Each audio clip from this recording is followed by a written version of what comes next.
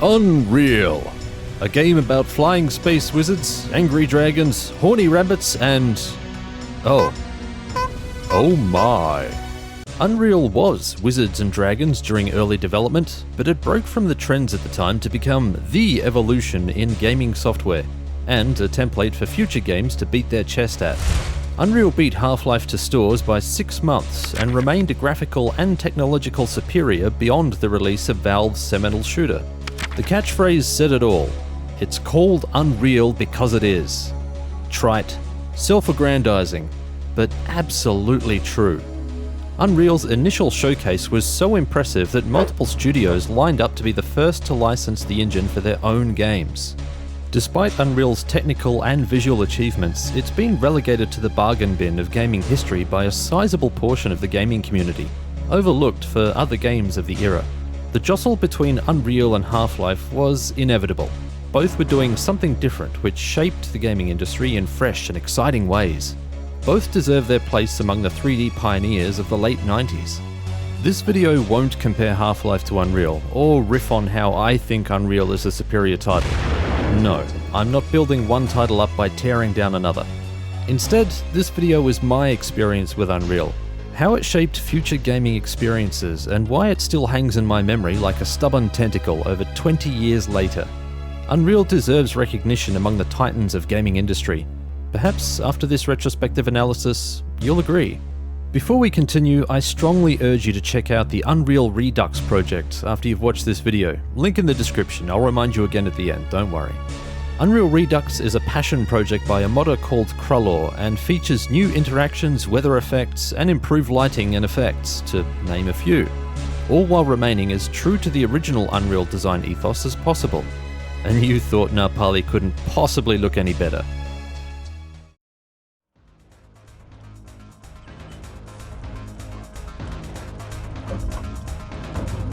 Some quick points on Unreal's development. It's only a few paragraphs, don't worry. Some attribute Unreal to Tim Sweeney, as though he came up with the concept, wrote the code, wrote the theme tune, sang the theme tune, do. Only one of those things is true. Unreal's brainchild was James Schmaltz, and he began work on Unreal before Tim was ever involved, back when the notion of a game about flying carpets sounded like a cool idea. Tim saw James toil in assembly language and decided to create a level editor in C to make work on the game easier. The rest is history. What's most fascinating about Tim's development of the level editor is the accidental innovations he made along the way.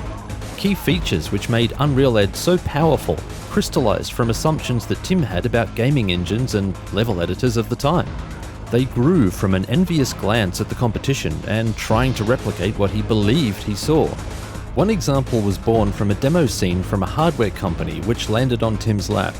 He was impressed by the volumetric lighting, which looked realistic and seemingly rendered in real time. He recreated the effect himself, ultimately using light maps for the solution.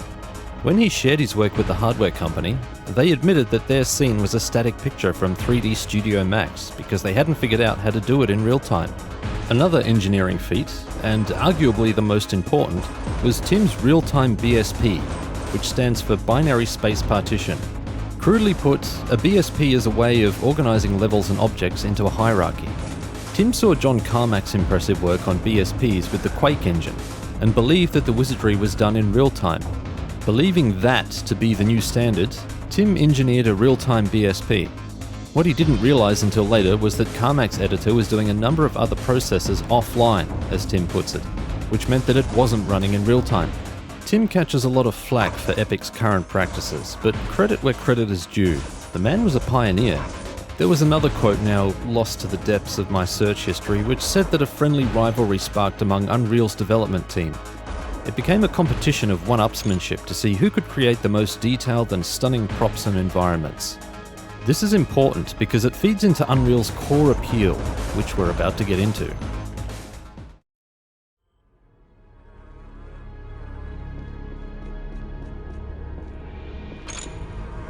The moment I first stepped onto the lush grass of this strange alien paradise, I knew it would be special.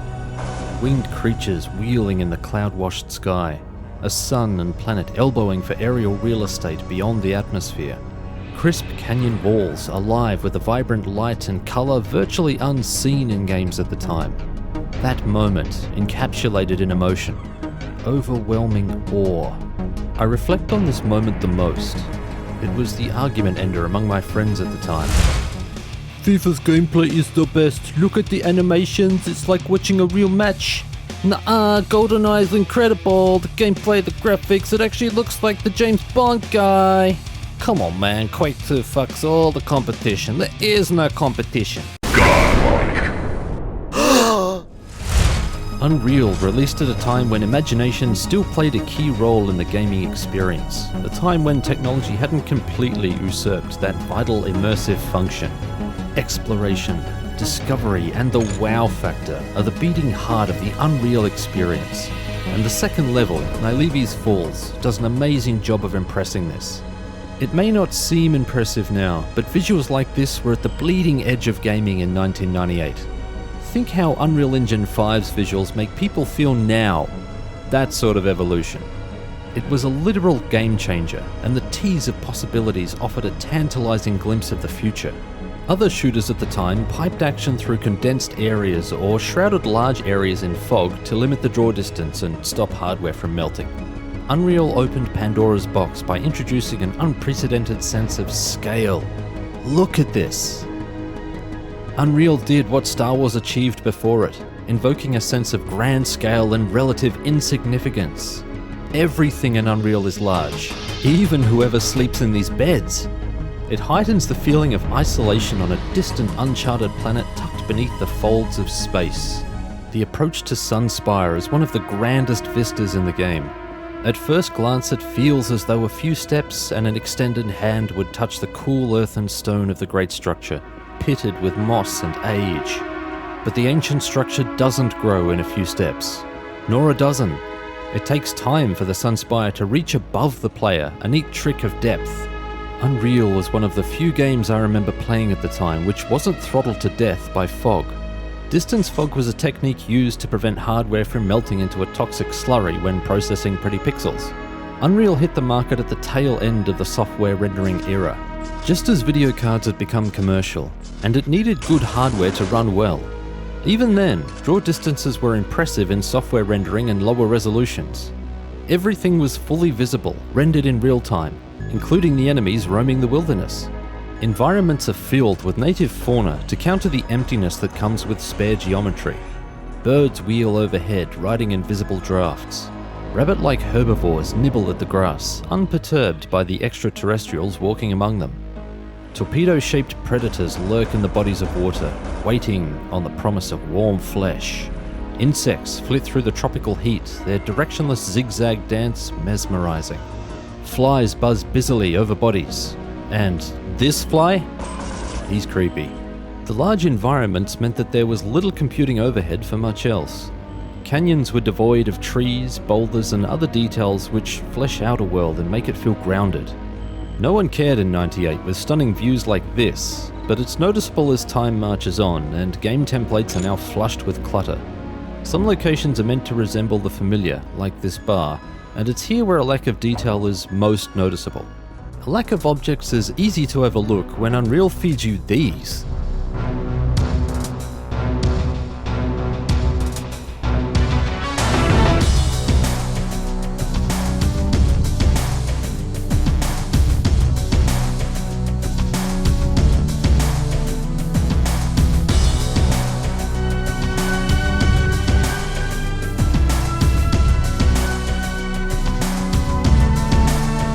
There's a reason why Unreal's promo materials showcase this stuff. Gorgeous technical visuals are only the beginning. Na Pali is a titillating tease, seductively revealing her stunning beauty. She shines, even in her savage moments, with a familiar yet unsettling alien quality. These moments are a rewarding trail of breadcrumbs which form the intrinsic backbone of progress. It's impossible not to be impressed. Unreal's real-time volumetric lighting was a highlight of pre-release screenshots and box art. Epic mega games and digital extremes used a considered and playful application of light sources in Unreal. Torches, floodlights and lamps diffract at a distance, creating that distinct halo effect and guiding the player toward points of interest. Teridium crystals wash the surrounding cavern in Arctic blue, and standing in a mine studded with the precious mineral invokes that chill feel of a damp, musty cave. Natural light sources aren't the only things lit. Lighting is used with style and subtlety in Unreal, to complement the natural colours, to pluck at emotions, to foreshadow and frame a scene, to convey a sense of time or temperature, and to make the damn imagery a visual delight to devour. That kiss of green light on water looks incredible, and it isn't there by accident. The world is vibrant and alive, but the sky has always been most fascinating to me. Poetry dancing through the multi-solar stardust. I could admire these colours for hours, the way they blend seamlessly into a galactic smear which always draws the eye upward. Its colour rarely seen in a skybox, and I always enjoyed a brief respite from slapping Scar to ponder what lay beyond the verdant valleys, above the ancient rock spires and stone brick castles, past the outer reaches of the atmosphere to a highway of seemingly infinite possibility. I realise that we're deep into my personal experience now. Doubtless some players will look at the sky, remark at the parody colours, then line up the next Scar for mutilation. That's fine, but how can you not ask the moon why it travels with the sun? What does this guy say about the planet of Na Pali and its place in the galaxy? Where in the cosmos does a Goldilocks planet exist? What wonders remain unexplored in the expanding multicoloured nebulae? How far has mankind ranged from the Milky Way in search of wealth, kindredship, and answers? Perhaps these questions seem off topic, but the explorer in me enjoys asking questions, especially those which have no clear answer. It goes without saying then that mystery and wonder drape every facet of Na Pali.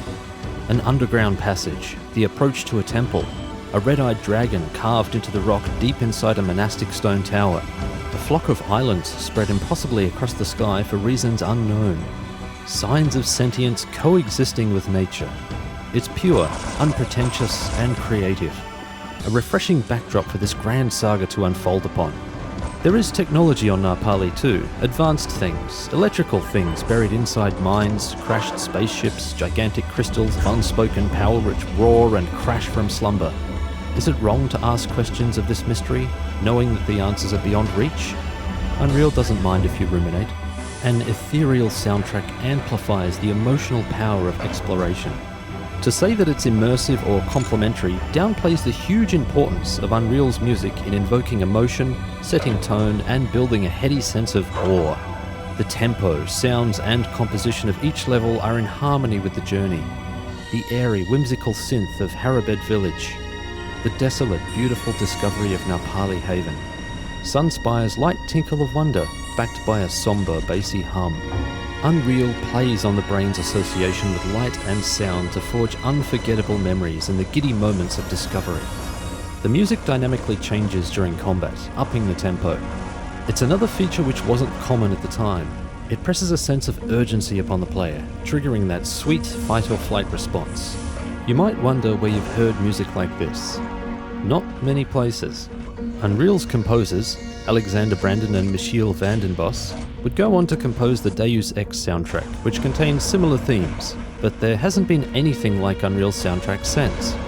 Its place is reserved in my rotation of game soundtracks when I want to recapture that feeling of reaching out to grasp the possibilities.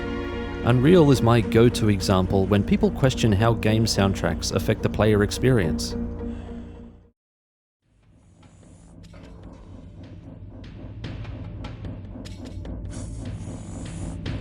Unreal is a spatial game.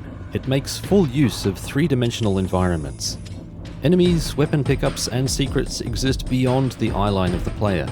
Some levels toy with extreme verticality or intersecting pathways, and denser environments often have secrets tucked above and below the player. Keen observation and curiosity are rewarded. Levels are linear, and while there's usually a single exit, there's plenty of encouragement to leave the dusty track for that dark cave peeking from behind the rocks. The open design of some levels can lend the impression that they're bigger than they are. Unreal leans heavily into this illusion, and the tighter levels show areas that the player can see but can't reach until later in the level. I've always enjoyed this style of map building. It demonstrates a spatial intelligence and creativity which I respect. Dusk dev David Zemansky has a similar design ethos, which make his maps a delight to traverse and poke around in. Exploration-based puzzles pepper many levels, further encouraging the tourist route to ensure that all areas are scoured. It doesn't always mean that the player needs to see everything. Some levels are short and sweet, others let the player bypass whole areas if they wish, and they probably wouldn't realise what they've missed. Sometimes there's multiple solutions to a problem. Take this fight with a stone titan. I could whip out the boomstick, violence yields results, but so does cunning. If I had pulled this lever while the stone titan was on the bridge, it could have been hasta lava vista, baby. Freeform immersion like this doesn't appear often and usually ends one of two ways, but it still feels clever. Unreal draws the player's eye with interesting world detail. There's always something to marvel at, seemingly around every corner, and levels seem to breeze by just as they get interesting. I always remember the beds being too large, which was proven by this playthrough. Look at this bed. Who sleeps in this? World scale, the struggle was real. There's some strange object placement, like this harpoon launcher. At first blush, this is a contrived device to give the player height and showcase the pretty environment. But the storyteller in me likes to believe that there was once gigantic amphibious creatures haunting these waters, which have since been hunted to extinction. It's all in my head, but that's where the best stories are told. In your head. The best stories are told in your head, not my head. Stay out of there, there's no coming back. For all of the evocative design and inspired world building, there's a distinct lack of cohesion roughly halfway through the game. Environments flow into each other, but there's no purpose in them. They're a collection of unrelated levels connected by a common entry and exit. The lack of cohesion isn't helped by the plot. We'll get to that soon. Levels can also be a confusing mess of hallways, bridges, and House of Mirrors rooms. The worst of these rely on backtracking or circuitous routes without a clear tell. The player is left to prod at every odd-coloured brick until they finally stumble upon a lever tucked into a dark corner, or an overhead latch triggered by jumping into it.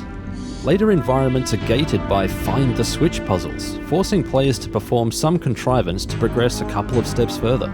Changes in surroundings sometimes aren't telegraphed properly, and hunts grow tiresome and lack logic and directive. If anything shoves new players away from Unreal, it'll be these levels.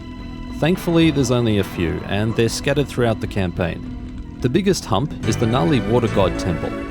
That labyrinthine structure will probably piss a few people off.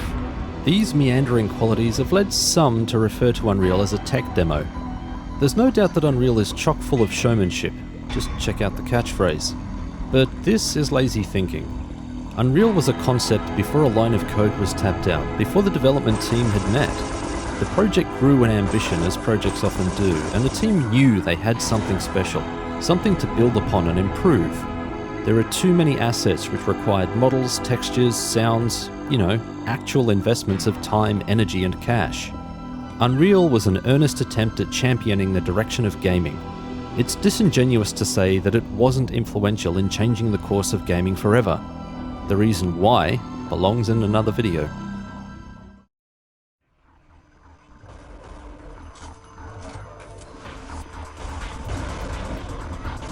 Bloody Butte Battle is another hallmark Unreal experience.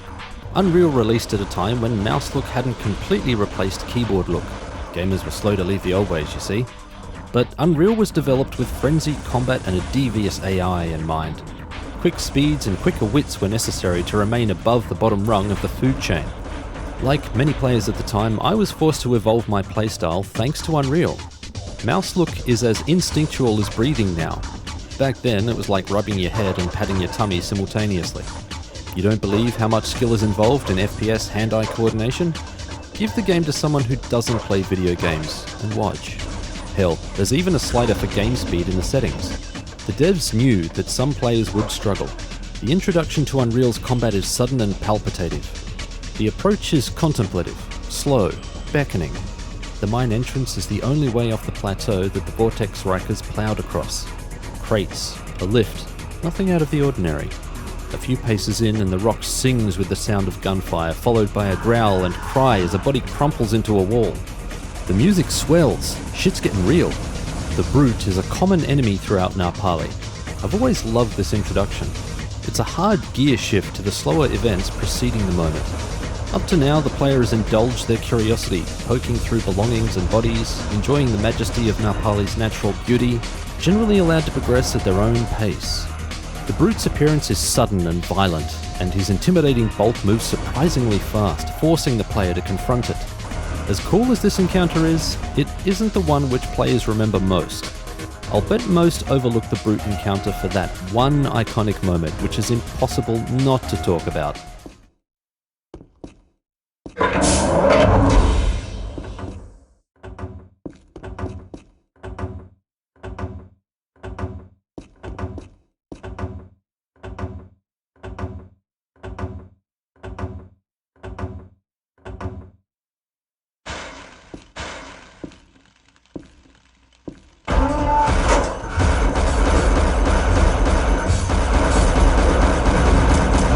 This is the introduction to the Scar, a race of physically intimidating predator-esque aliens who are more aggressive than a Twitter echo chamber. This tight corridor isn't the best demonstration of the Scar's prowess, but it certainly puts the hell in hello. FPS enemies at the time were a lemmings shooting gallery. Unreal flipped this dynamic on its ear with enemies who dodged, sought cover, used weapon pickups against you, and had a sense of self-preservation. Watch.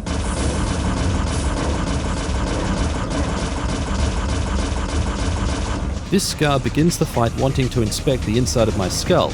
It gets coy as it takes a beating. That's pretty cool. Predictive AI adds a fresh dimension to fights. Some weapons have more ponderous delivery than others, and agile enemies evade these attacks with ease, particularly at range. Players must assess the situation and pick the right tool for the job. Enemies are sometimes distracted with TikTok, playing marbles, or no smoking signs. Seriously, they often have a reason to be where they are, manning consoles or overseeing an operation, and this makes the world feel developed and relevant to the setting. Unreal isn't a stealth game, but it is possible to get the drop on enemies. Don't feel bad about blindsiding them, they'll repay the favour. They love hiding in sneaky places to get a vantage point of that player's sweet, juicy backside. Observant players will spot ambushes before stumbling into them. Encounters escalate the deeper the player delves into the mystery of Na Pali, forcing the player to learn their arsenal, the enemies, and the dance needed to stay alive. Humanoid enemies have multiple variants, which are mostly varying flavours of bullet sponge. One of the more memorable encounters is the fight inside an arena with a Titan, a gargantuan bipedal creature that flings car-sized boulders. Bodies hang bloodied and limp from a structure at the centre of the arena. It's an intimidating and claustrophobic place for a fight, given the size and devastating power of the Titan. The last few levels forego the interesting gnarly structures for dense combat inside a cramped alien mothership. It ain't as cool as it sounds. The onslaught is relentless, enemies are ridiculously spongy, and combat is an unsatisfying slog. As much as I love Unreal, I was ready to uninstall it and play Fortnite. Yeah, that desperate. I've completed Unreal a few times, and there's a reason I never remember the final levels. Let's talk about something lighter. You didn't think I'd skip Unreal's guns, did you? Unreal's array of guns are some of the most iconic in the industry. They're all appropriate for certain situations. No weapon dominates the lineup thanks to a limited ammo supply and clever level design. I'll go over all of the weapons, as they're well balanced and deserve attention. If this isn't your jam, skip ahead to the next section. The Dispersion Pistol. Weaker than the algorithm promoting this video. It's the starting weapon with a self-charging battery, useful for tasing inmates, hunting dinner, and eliminating the highly dangerous wooden crate. Charge a shot for increased damage, though it's weak in its basic form. The Dispersion Pistol can be upgraded with special canisters scattered across Na Pali. Each canister improves the damage of basic and overcharged shots just a little, and the upgrade comes with a nice animation. The Dispersion Pistol transforms into a formidable pew-pew once fully upgraded, the only drawback being the slow-moving bolts. It's also one of only 2 weapons to benefit from the power amplifier item. The lack of initial power and its use on the Vortex Rikers implies that it might have been a crowd control tool for rowdy inmates rocking out to loud akadaka. Kinda cool that you can hack it into a monster killer. Next is the unassuming Automag Pistol. Semi-automatic, accurate, unless shot sideways. Seriously, who thought of that? On first pass it seems like a standard early game pistol, weak and shitty. A little experimentation, however, reveals the Automag's true power. It's laser accurate and hit scan, which is a minority trait in Unreal. This is the sidearm to unholster when fighting agile enemies at range. I never used to think much of the automag until I played Unreal's Deathmatch. It gave me a deeper appreciation for the staying power of this weapon. The Stinger is a civilian mining tool which moonlights as a Deathbringer. Primary fire shoots rapid stream of Teridium shards, while secondary fire blasts shards in a shotgun spray. The Stinger feels more situational than other weapons. It isn't hit scan, so enemies have an easier time avoiding attacks, and most encounters guarantee a significant depletion of shards. Question: why are Teridium shards, the substance which the Scar are mining for its value, wasted to mine the thing they're mining? Yeah, I don't know either. Perhaps it's a Poch versus Opal situation? The ASMD rifle is one of the cooler looking weapons in Unreal. Its firing options are also cool. Not the plasma bolt primary fire or the slow moving plasma orb secondary fire. The game manual teases a third fire mode, one for players to discover. Veterans know what I'm talking about. For the rest, check this out. Yep, the plasma ball can be detonated by primary fire, or a bunch of other weapons on the down low, and it's fucking devastating. Primary fire is criminally underpowered. It takes 2 shots to kill a Scar pupae. Primary fire is hit scan, so I suppose there had to be a trade-off for accuracy. The combo attack though? That's a game changer. The 8-ball rocket launcher is not an 8-ball, and partially a rocket launcher. I'll speculate on its lore in the story section because there are implications about its origin which I reckon are interesting. Primary fire loads rockets in a cool animation until the fire button is released, or until 6 rockets are primed. Then they launch in a horizontal death fan. The 8-ball also has a secret fire mode which fires the rockets in a tight cluster while holding right mouse button when firing. Secondary fire launches grenades which bounce before exploding. The 8-ball is a powerful weapon which is balanced by the mobility of enemies. It can lock onto targets to fire homing rockets, but enemies will dodge or find cover, so cunning is needed to use this weapon well. The 8-ball is a surprisingly versatile weapon, and a creative iteration of what many games treat as one hell of an explosive cigar. Kudos if you get that obscure reference. We reach the piece de resistance, a weapon so iconic that reverence for it persists over 20 years later. It's the single biggest cause of gamergasms in the history of gaming. It's a fact, look it up. The Flak Cannon.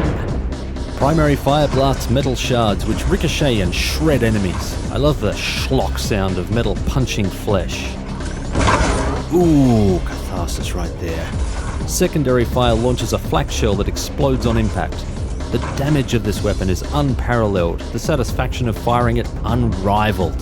The collect and fire appearance is deceiving. The flak cannon needs skill and creativity to use well. Unlike other weapons, you don't need line of sight to frag. Lob a flak grenade behind cover to flush or eviscerate. Bounce flak around corners or off the ceiling to tenderize. Or let the fuckers get real close for maximum lethality. The flak shell arcs a fair distance. Skilled players can mortar enemies with precision from long range. As with most of Unreal's arsenal, the brilliant, balanced nuance of this weapon isn't fully appreciated in the campaign. Once you've learned its tricks in multiplayer, the game changes in your favour forever. I'd run the whole campaign with this beast if they let me.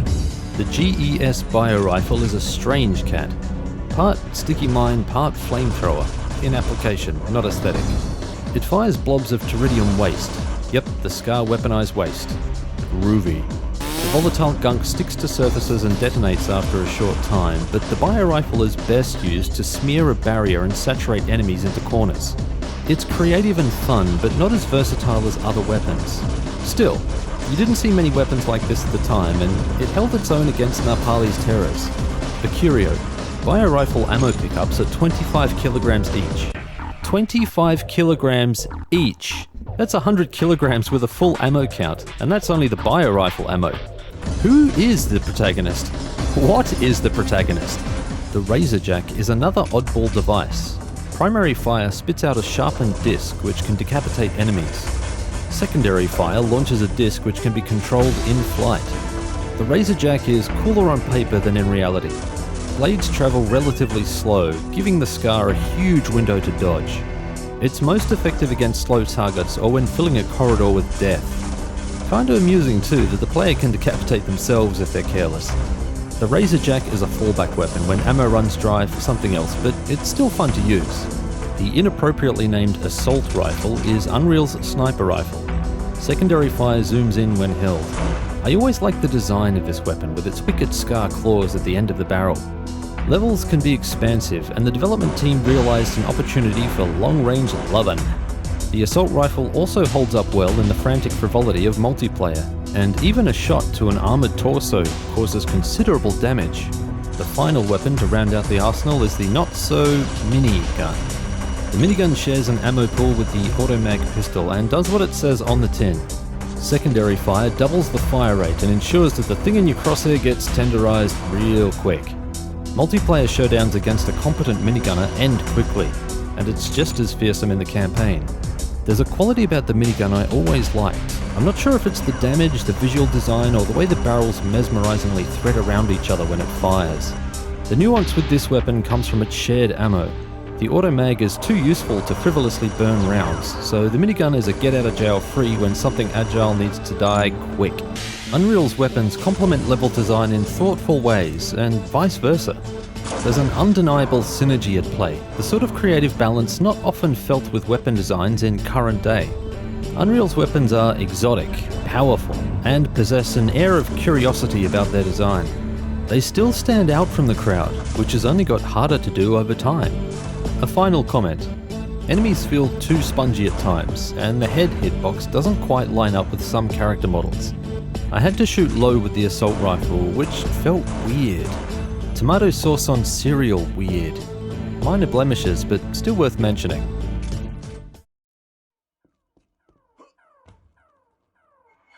Prisoner 849 escaping. If you're familiar with Unreal, you're wondering why we're here. Blondie's lost his goddamn mind talking about nothing like it's an episode of Seinfeld. Unreal has no plot. The protagonist is prisoner 849, who was en route to an unknown prison moon for an unknown crime. You learn this in the opening moments of the game, and none of it is important because it's never mentioned again. Logs reveal that the Vortex Rikers altered course to check an uncharted magnetic mass, which sounds really silly. Why would a prison ship think it's the Starship Enterprise, equipped to plumb the mysteries of the universe?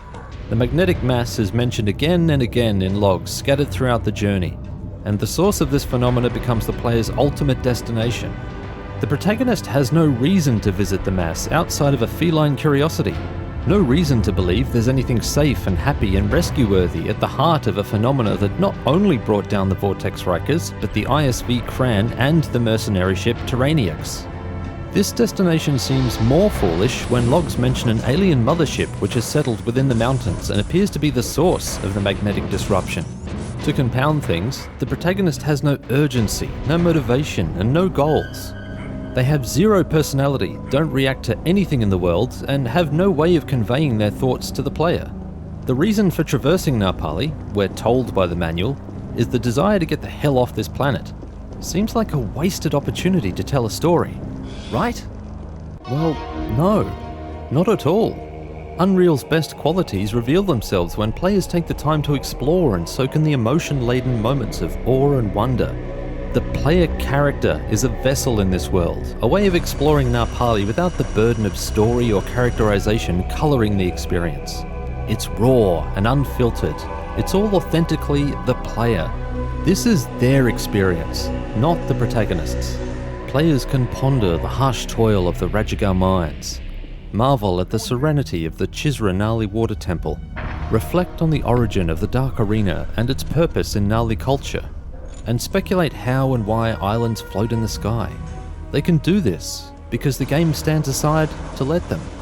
It presents a scene, a vista, a canyon, a castle, and asks nothing but an earnest resonance. Inquisitive explorers like me respond. The void left by plot is filled with tales of survival, ancient Nali prophecy, and alien oppression. Log entries are the meat and vegetables of this dish. A guard from the Vortex Rikers who broke his leg and whose brother went to find help. His brother being tended to in a nearby hut by a charitable Nali. The help too late. The knowledge that mankind has encountered the Scar before. Survivors seeking refuge from the brutal Scar warriors roaming the planet. The kidnapping of a woman named Kira, and the group of survivors desperately trying to find her. Self-contained mysteries for you to piece together the larger picture. And, of course, Easter eggs. On the top? On the top. The writing is generally okay. Not inspired, not bursting through the skin with personality, just okay. Some of it is epic mega cringe and should have been edited, or launched into one of Na Pali's nearby suns. By far the most interesting thing playing out across Na Pali's beautiful lands is the ugly oppression of its people, the four-armed Nali. The player is shown Nali temperament in the second level, Nylevi's Falls, where a Nali attempted to heal a survivor from the Vortex Rikers, one of the brothers previously mentioned. They repeatedly display a non-aggressive and even helpful stance toward the player. I sympathise with their plight and didn't need a reason beyond the world building to White Knight, but Unreal provides this too. Nali often lead the player to hidden caches of weapons, ammo and armour, provided they're kept alive. The Scar are brutally temperamental and can turn on their captives as soon as the player appears. Nali also have a lemming's knack for bumbling into danger. You'll be saving them from themselves as well as the Scar. The effect of the Scar occupation of Na Pali is pervasive. Logs recount subjugation and endless suffering under the Scar regime.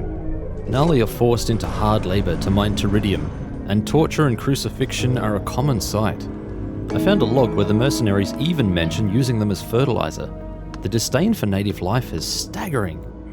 But there are hints of Nali resistance. Their hidden caches indicate a willingness to starve their captors of resources. Nali bodies sometimes clutch weapons, though the Nali never openly fight the Scar.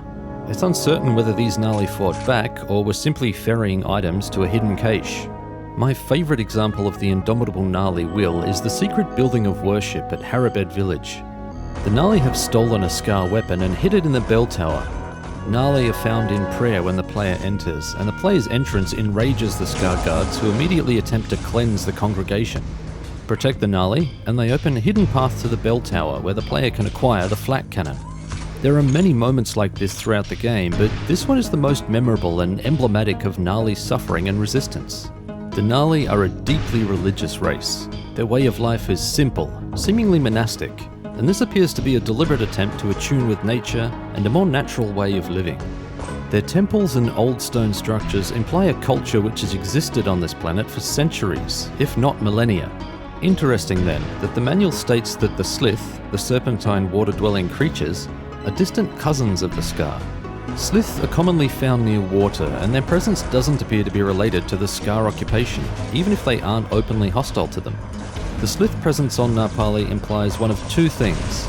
They were brought here by the Scar as cheap enforcement, or, and this is my theory, that the Slith are native to Na Pali. This would imply that the Scar were also natives, and that they emigrated from Na Pali centuries or even millennia ago. More interesting still, that would mean that they grew technologically advanced enough to leave the planet and seek new planets to conquer. Where is the evidence of their continued evolution on Na Pali? The Dark Arena level is the missing link in this theory. A coliseum for gladiatorial combat with architecture which feels stark and cold and more Scar than Nali. The Unreal Wiki states that the Dark Arena harkens back to a brutal chapter in Nali history, but I never found evidence for this in the game and prefer to think that this structure, in conjunction with the Slith, is more evidence for the theory of Scar evolution on Na Pali. That makes the Scar return a bloody pilgrimage of sorts. It would also make them an ancient species if the Nali evolved the culture during their absence. Or, what if the Nali were Scar who broke away from the warrior caste early in the evolutionary cycle and continued along a different path? The Scar and the Nali are diametrically opposed. The Scar are brutal, impulsive, and aggressive. The Nali are thoughtful, contemplative, and peaceful. They are two halves of a whole, which diverged eons ago and seem destined to clash as strange, unwholesome reflections of some inner truth. The 8-ball seems to have cultural significance to the Nali. Hieroglyphs etched in the Nali water temple hold reverence for the weapon, and the fact that it's been chronicled so readily throughout the temple indicates that it's been around for some time. Hell, it even looks worn and rusted. A Scar relic liberated by the ancestors of the Nali? If not, where did this weapon come from? A further mystery surrounding the Nali is their ability to phase in and out of existence, seemingly at will. I didn't capture footage of this because I wasn't aware of a frame rate issue until after I'd finished the game, which prevents it from happening. Why do the Na'vi remain captives if they can disappear at will? Where do they go when this happens, and how are they able to do it? Embedded alien technology? Some form of mystical ascendancy or enlightenment? It remains a mystery. The Na'vi are a religious people. They pray to their gods, meditate while levitating, embark on pilgrimages, hail structures as sacred, and even return to this place after death to guide others. Their scriptures foretell the return of a Messiah, a mythical figure who will liberate the Na'vi from persecution. At one point the player is able to recover the weapons used by the Messiah from an underground tomb, which are a collection of regular guns, but I'm sure the symbology is lost on no one. The struggles of the Na'vi fill the narrative of Na Pali and replace the need for a plot. Players aren't a bystander, they play an active part in the liberation of Na Pali, should they choose. This wasn't my first, second, or even third impression, and I understand if other players don't feel the same way. Unreal storytelling is presented differently, and while I do lament the absence of a plot or meaningful characterization, my brain has filled those blanks with the breadcrumbs which Unreal hands out. It's enough, and it's nourishing with a slight pivot in perspective. I always loved the Na'vi healing fruit, enjoyed watching it sprout from a pale seed on a cold stone floor into a healthy fruiting plant. The perfect analogy for the indomitable Na'vi spirit. Finally, Unreal's ending is anticlimactic. Much was achieved, but nothing was solved. You gotta wonder what dumbass would get into a ship with barely enough fuel to leave orbit.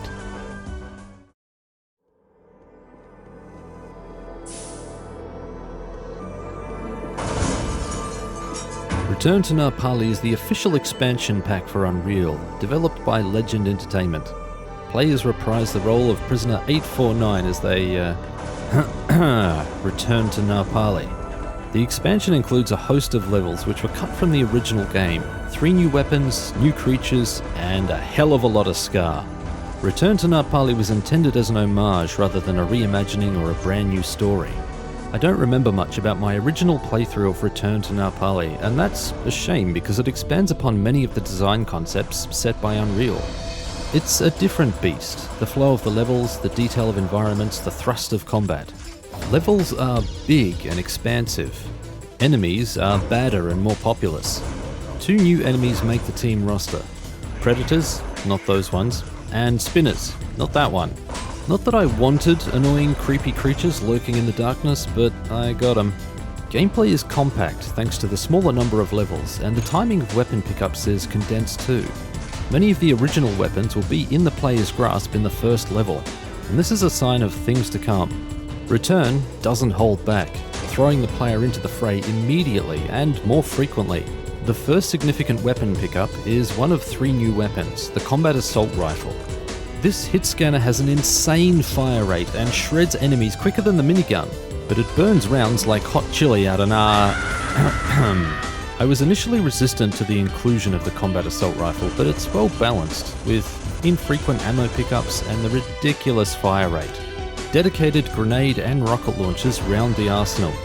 These were likely included in response to the 8-ball's ponderous load animation. Ammo for them is infrequent, like the Combat Assault Rifle, so they rarely feel overpowered or overutilized, and they still suffer the drawback of slower projectiles. Many of the settings in Return feel familiar, but Return has a chaotic quality to level progression, even more so than the base game. The team effectively strung unrelated areas together and built a loose narrative to give them a progressive context, but it doesn't work. Some maps are laughably small, and the transition into an ice area is jarring. The dev team realised this and tried to smooth it over by having 849 express his surprise at the sudden change in temperature, and speculate that he must be high in the mountains. Get your hand off it, guys. Despite the low-budget effort on level progression, Return impresses with more detailed environments. Some of Unreal's areas felt barren, particularly when there was a theme at play, like being in a bar. Return polishes this by adding more props and filling areas in a lived-in way. The gorgeous skies are ever-present, architecture and use of lighting is impressive, and there are other details which look so good. Return has a plot, believe it or not. Prisoner 849 is rescued by the UMS Bodega Bay, a Terran military ship, and is issued an ultimatum. Help them recover data logs from a downed ship on Na Pali, Or take a trip out the nearest airlock. 849 graciously accepts life and is sent back to Na Pali, minus the combat assault rifle he was promised. They couldn't add this to the loadout? The Nali are still oppressed. 849's rampage did little to slate the savagery of the remaining Scar. This time the Nali suffer the additional curse of Terran involvement. The Bodega Bay has dropped care packages across the planet. Many of them land in the wilderness, but some meteor into Nali settlements, killing the local populace.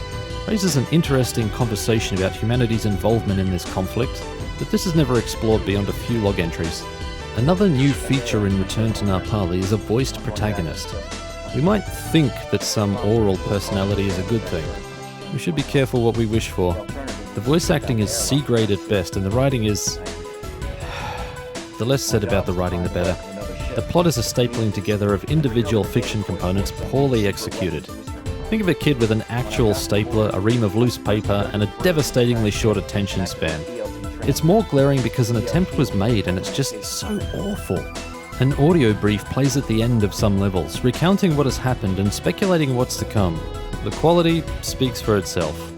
I'm glad I figured out how to bring water back into the underground well system. The Nali won't die of thirst. And it's a good thing the scuba gear works so well. I wouldn't have made it without the new equipment. As much as I hate being back here, I have to say it was good to see the Nali again. I believe I'm getting closer to the Prometheus. I can feel it. The audio doesn't play for some levels, and I'm not sure if this was by design or another odd glitch.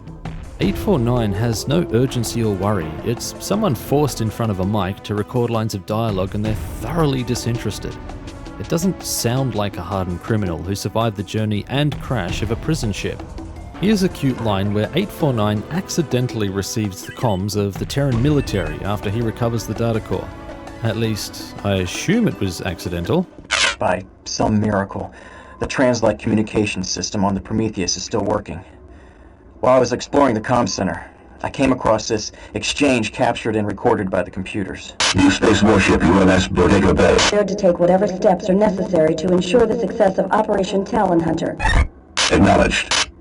Bodega Bay, one more thing. Operation Talon Hunter is classified Deep Ultra. Once you've finished your mission, you must implement measures to eliminate any security risks. Please clarify, Starlight Base. Bodega Bay, make sure prisoner 849 doesn't come back. Terminate the prisoner once the job is done. Understood, Starlight Base. We will dispose of prisoner 849 after Operation Talon Hunter is concluded. Bodega Bay, out. I've been betrayed. Why does this not surprise me? I should have known what to expect from those bastards. I guess all I can do is play out this hand. Recover the data cores, activate the ELT on the bridge, and then try to hijack the shuttle when they come get me. It's a long shot, but it's all I've got. If I don't make it, and someone ever recovers this log, maybe the truth will get out. A couple of questions, if you please.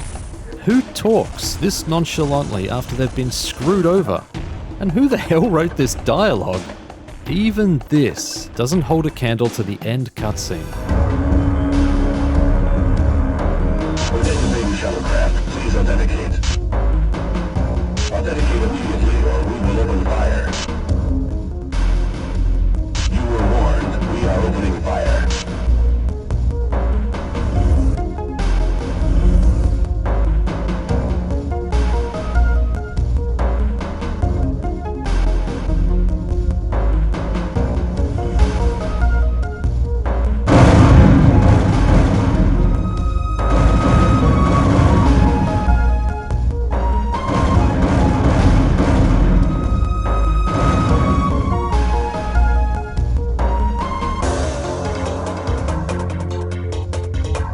I can appreciate the limitations of technology at the time, but this is one of the lamest and most phoned-in endings I've seen. There were plenty of ways they could have approached 849's escape, but confrontation between a small unarmed transport and a military vessel it smacks of teenage bravado. It's just dumb. Despite this, I enjoyed the Return to Na Pali. It has some good levels and is worth experiencing as a tangential evolution of the base game's design. There's plenty of combat and lots of unique sights, but nothing that really wows like Unreal did. Levels are Frankenstein together, making progression more nonsensical, but it's still Unreal at its core, and for some, that'll be enough.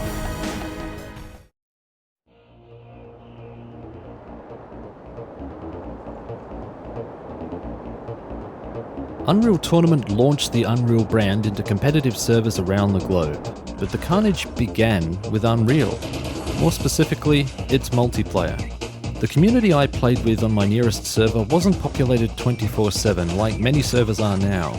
The community was big, but it would float in and out depending on the time of day and the day of the week. At the peak, usually on weekends, servers fluctuated with new and old blood, eager to test their mettle. Unreal's weapons made combat a unique experience when compared to other games of the era. Back then, metrics like time to kill didn't exist, but if you applied them now, Unreal's TTK would be low. Expert players would rampage through maps, one-shotting fodder players with ease. A new vernacular sprung up, wisdom was shared, and clans formed throughout the community. Things were guaranteed to get interesting when a 3-character prefix entered the map. They also presented an opportunity to learn, and so there were prize trophies in any deathmatch. I was lucky enough to be involved in a clan called NME. A friend was even good enough to join them and participate in clan matches. We lived vicariously through the clan, absorbing their culture, skill and knowledge, and becoming acquainted with the broader community. None of this would have much bearing on Unreal's multiplayer today. The culture of multiplayer has changed. But I have fond memories of this time and felt that they were worth sharing as part of the Unreal experience. I mentioned earlier that Unreal's multiplayer cultivates a deeper appreciation for the weapons. I stand by that statement. Multiplayer was the crucible for a different layer of understanding. People competing at that level knew the engine, knew the weapons, knew the levels. Not much about this principle has changed with regards to modern gaming. PvP is the quickest way to level skill. It's sad that many people coming to Unreal in current day will never fully appreciate what the weapon roster is capable of. One of the greatest aspects of Unreal's multiplayer was the inclusion of AI bots. The best servers remained active 24/7 because vacant spots were automatically filled with bots. Server admins got creative and gave their bots human-sounding names. It's a testament to the AI difficulty that it was common to see human players in chat wonder if they'd just been fragged by a bot or a real person. The beauty of Unreal's deathmatch was that those skills applied equally to the campaign. Strategies formed around each weapon. Some weapons fell into obscurity, like the Razorjack and Stinger, while others became staples, like the Flak Cannon, ASMD, Minigun, and 8-Ball. It was impossible not to grow under these conditions, and in doing so, appreciate the balance of each weapon. Even the Auto-Mag, seemingly underpowered for multiplayer, had moments in the sun thanks to skilled players. My friend and I looked forward to every weekend when we could catch up and squeeze in some quality deathmatch. They were great times, filled with heated rivalry, insults, and ultimately, respect. Communities were built different back then. Well, this section was supposed to be about Unreal's AI and weapon balance. Thanks for indulging me. On a final note, Unreal Ed, Unreal's level editor, shipped with the game. But this is a trivial piece of information. It's not like it shaped an industry or anything.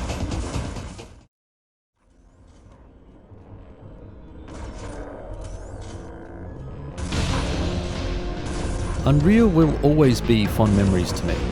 Writing a fair analysis is hard enough, but writing one completely without bias on a game which impressed itself upon you? Impossible. The memories are key to understanding why Unreal is great. Flashes of cloud-smeared cobalt sky, vivid images of industry-leading light effects, colourful environments that brought the wilderness to life, ancient stone temples, otherworldly creatures, brutal, intelligent combat, fun and balanced weapons. Time has not diminished Unreal's accomplishments or its significance in gaming history. If anything, the current glut of FPS doppelgangers has me yearning for those times again. If you get into Unreal today, you may find that it lacks the dense and populous environments of current-day games, but I'd argue that that's part of the charm now. Unreal was, and still is, a fertile place for the theatre of the mind to imagine and to dream. Thank you for watching. Another reminder that the Unreal Redux project is a real thing that's happening right now. Jump into Kralor's videos and socials and show your support. Links for everything are in the description. A big thank you to my patron, Nosh, who helped bring you this video. Patron contributions go toward making the channel better, and I appreciate your faith in my content. Patrons also have access to exclusive content, such as the script for this video, which is what you're looking at now, as a way of showing my thanks for their continued support. There's a link in the description if you'd like to check out my Patreon. Links to Twitter, Discord, and my long play channel Blondfire are also in the description. If you enjoyed this content, then click the like button, subscribe to the channel, and detonate the Blondie experience like a supernova in your online community. Let it ripple to the far reaches of this digital expanse. Remember the camp. Thank you kindly for watching.